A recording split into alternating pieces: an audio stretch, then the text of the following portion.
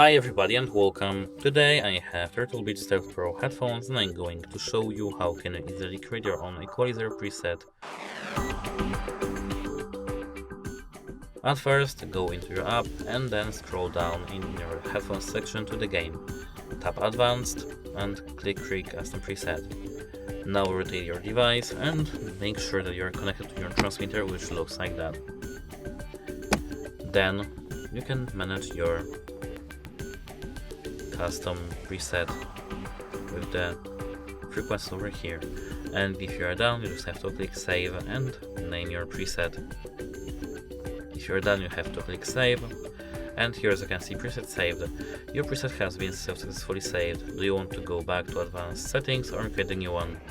We can go back, and as you can see here, we have our custom preset. That's it. Hope it helps you. Goodbye.